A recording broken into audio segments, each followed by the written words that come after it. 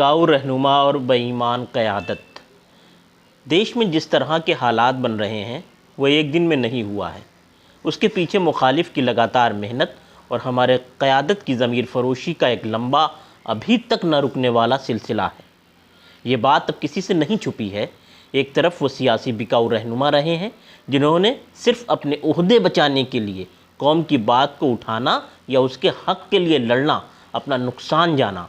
वहीं ख़ुद को मजहबी क़ायद कहलाने वाले लोग अटैची पॉलिटिक्स के ज़रिए कौम की अक़ीदत और भरोसे को सियासी आकाओं के हाथों बहुत कम दामों में बेचते रहे हैं। नतीजा ये रहा है कि आप मुसलमान परेशान रहा और ये महल बदलते रहे। लंबी गाड़ियाँ, विदेशों की सैर इनके हिस्से में रहीं और ये सिलसिला अभी भी रुकने का नाम नहीं ले रहा है। हालांकि अब उम्मीद बंधी है और लोगों की आंखों से चश्मा उतरना शुरू हो गया है। नेतृत्व ने यूनिवर्सिटियों की तरफ रुख कर लिया है और अब खुले मंचों से अटैची पॉलिटिक्स करने वाले को बेनकाब किया जा रहा है। वहीं समय की इस करवट ने मुसलमानों को बेदार कर दिया है। इस अनुसार देखा जाए तो भारत में भारतीय जनता पार्टी की हुकूमत आने के बाद से मुसलमानों का बड़ा फ़ायदा हुआ है।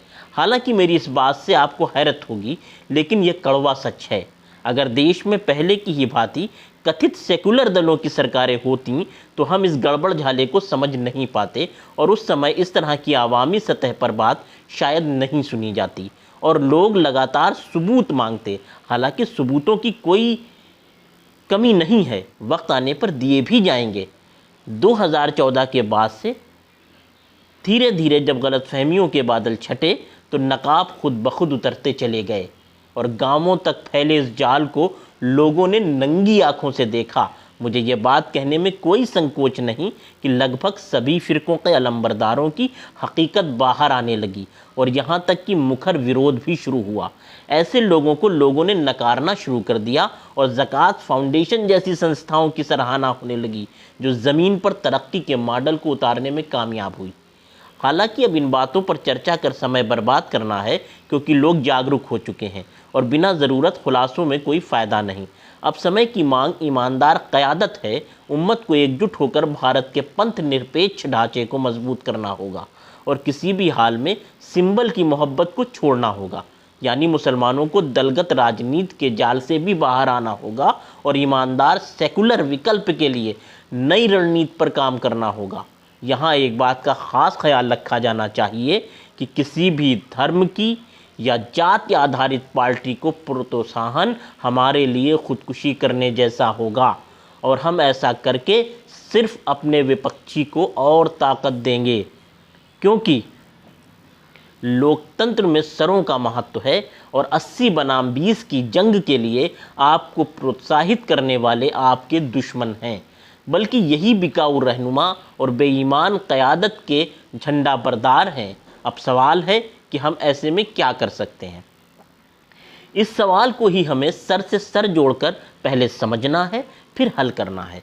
हालांकि एक सुझाव ये है कि प्रदेशों की उन सीटों पर जहां हमारा प्रतिशत 50% तक या उससे ऊपर है, वहां किसी दल को जो कमज़ोर हो, ये एक ख़ास बात है कि वो दल कमज़ोर हो और यही रास्ता है उसका समर्थन करके हर उस सीट पर उसके उम्मीदवार को जितवा दें।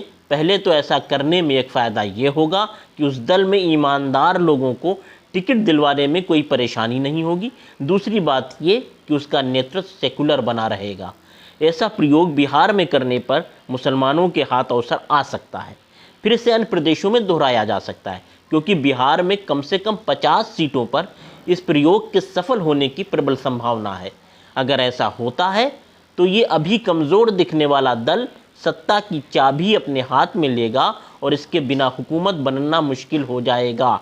वहीं पार्टी नेतृत्व अपनी मनमानी नहीं कर सकेगा क्योंकि उसके अधिकतर लगभग 80% विधायक मुस्लिम होंगे। ऐसा होने पर आप बैकडोर से सत्ता में अपनी शर्तों पर शामिल होंगे और 70 सालों से चले आ रहे धोखे से उबर पाएंगे। यहाँ एक बात और समझनी होगी कि चुनाव के समय मुसलमानों को बिल्कुल चुप्पी साधनी होगी और परिणाम आने तक इस चुप को बरकरार रखना होगा।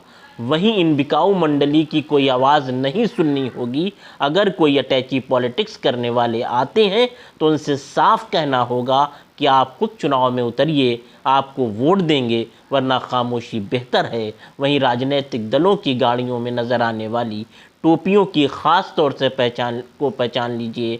अपनी सफ़ों से मुखबिरों का बहिष्कार कीजिए, वरना ज़िंदगी भर सिर्फ बिकाऊ रहनुमा और बेईमान क़यादत आपकी भावनाओं की कमाई खाती रहेंगी।